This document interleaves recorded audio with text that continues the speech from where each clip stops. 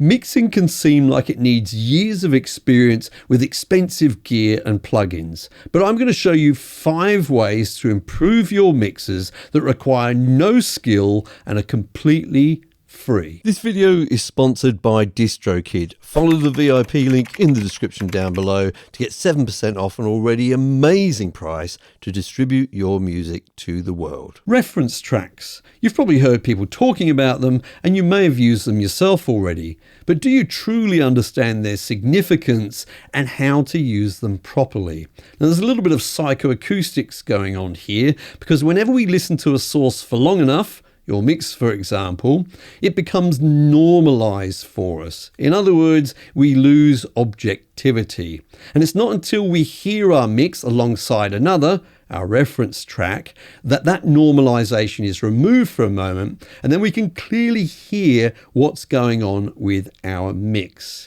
Now, a reference track should be a professionally mixed commercial track, and when we do hear it alongside our current mix, it can act as a kind of a roadmap between where we are at the moment and where we want to get to. So mixing without reference tracks can be a little bit like driving blindfolded. However, they do have their own inherent danger. Because they're commercial tracks, they've probably already been mastered, and in that process, they've probably become louder than our current mix. Now, here's where more psychoacoustics come in, because with human beings, things that sound a little bit louder tend to sound a little bit better. And we don't want our reference track to sound better just because it's louder. So it's super important that you do some level matching with it. And that's probably going to mean that you lower the volume until it's similar to the current volume of your current mix. That's going to make it much more useful.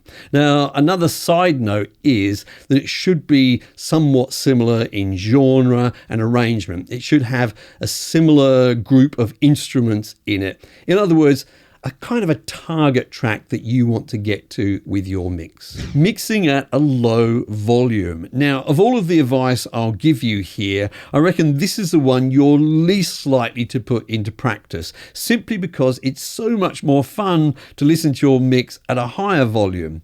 But it's worth understanding that with human hearing, we don't hear all frequencies equally at all volumes. In fact, as the volume goes up, the bass and the top end elements will tend to sound a little exaggerated, and you're going to adjust your mix according to that, which means you'll probably undercook those elements. Then when people listen to your music at a regular level, those elements are going to sound, well, a little bit lacking. Now, the other advantage of listening at a lower volume is it focuses you on the mid-range frequencies where the vocals, guitar and piano and things live, the kind of more emotional elements of the track, and it's really good to get those things in balance.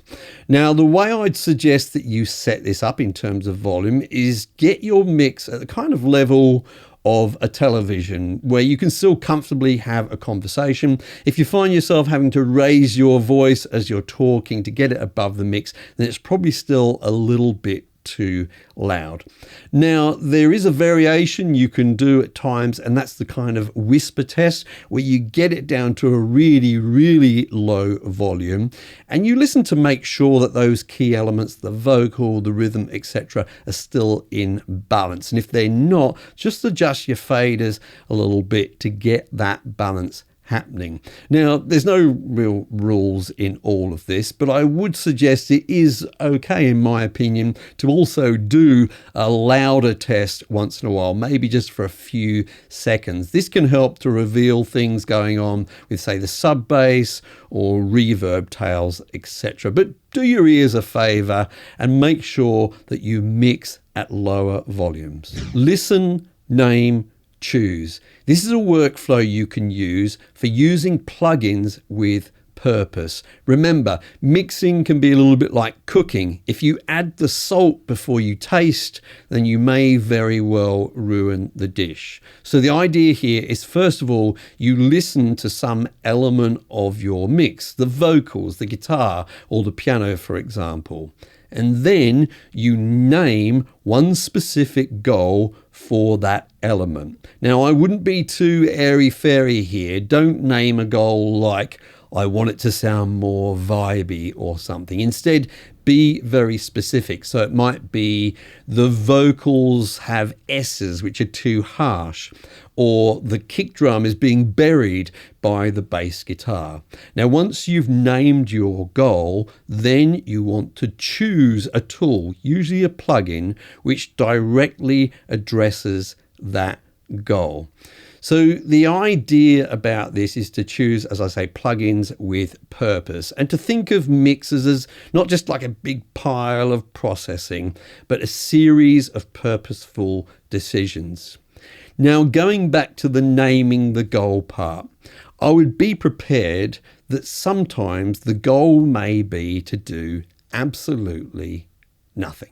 Use your monitors for fun. And what I mean by that is listen to lots of other music through your studio monitors, not just your own mixers. Listen to music you love, listen to music you admire. Have it on in the background as you're going about doing other things in your studio.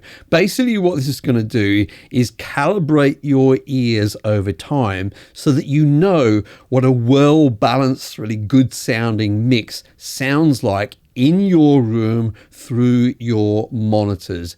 Most of us working at home in home studios are not working in ideal mixing environments. There's a lot of compromises have gone on. We can do some things to help that along the way, but one of the things we can do without spending any money is to simply listen. I'd like to take a break for a moment to remind you that if you're releasing your music to places like Spotify, Amazon, Google Play, etc., don't forget to follow the VIP link in the description down below to our sponsor, DistroKid. Now, talking about taking breaks, take regular breaks. If you're simply plugging away at your mix for hours on end like a hero, then you're probably not doing yourself any favors at all. The longer you listen to your mix, the more your ears and your brain adapt. So loud becomes normal and harshness disappears, and you'll find yourself kind of getting down rabbit holes and pushing highs and pushing lows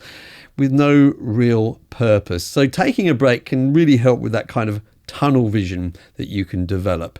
Now, if you want a guide to this, then I would try taking a break, say every 30 to 40 minutes, maybe for about 5 or 10 minutes. And then when you come back, listen to a trusted reference at a reasonably low volume, and then listen to your mix. Then pick one thing in particular that you want to address. Then repeat. Now, although these tips may be incredibly simple, I found them to be very, very powerful. So I encourage you to give them a go. Of course, I may have missed a couple, so you can let me know about those in the comments down below, and I look forward to reading about them. Thank you so much for joining me today. I'm Mike. I hope you're well, and I'll see you in the next video.